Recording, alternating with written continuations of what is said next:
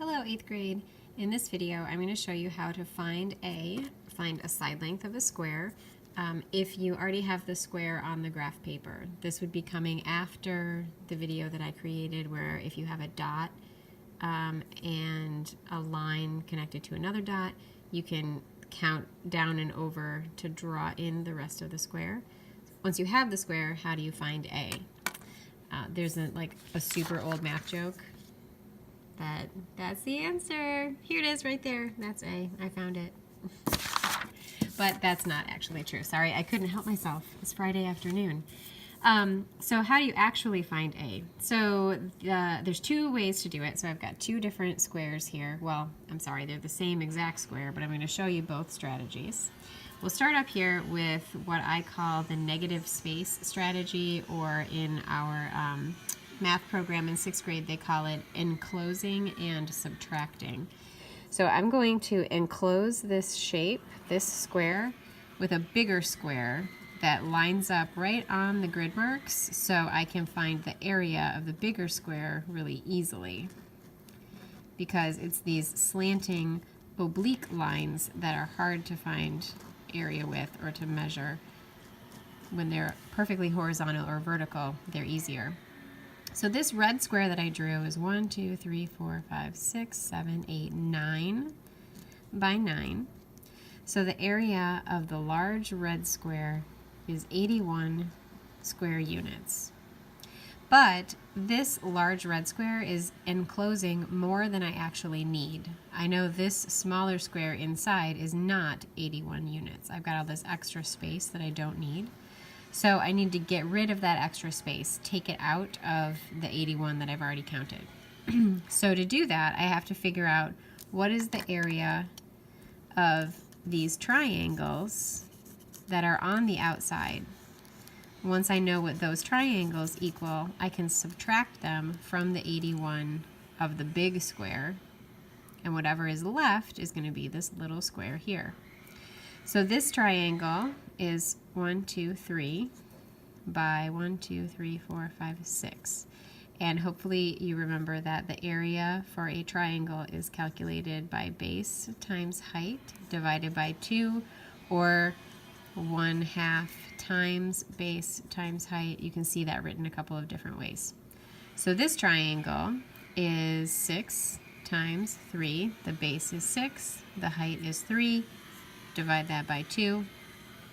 I have 18 divided by 2 is 9. So one triangle is 9 square units. And I have 4 triangles like that. They're all the same triangle. This one is 3 by 6. This one is 6 by 3, 6 by 3. So they have the same dimensions. This 9 units is going to be the size of this triangle, and this triangle, and this triangle. So 9 times 4 is 36 square units. That's the area of all these triangles that I don't want. So my large square of 81 minus the triangles of 36 that I didn't want equals 45 square units. So the area of this square is 45 square units. And we've discussed how the side length of a square is just the square root of the area.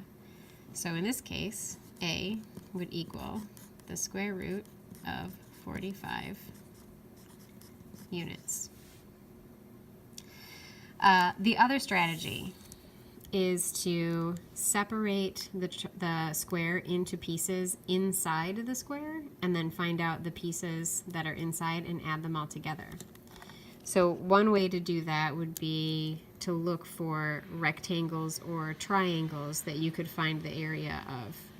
I'm going to split this one into a triangle, well, a couple of triangles. I see if I come straight down and go straight over, I have a right angle, and that's nice. I can figure out a base and a height really easily to find out the area of this triangle.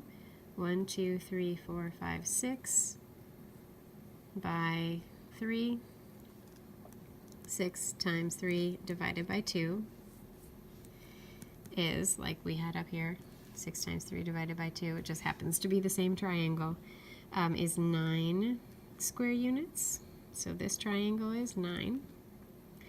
Then, let's see, if I keep coming straight down, I'm going to turn my paper actually.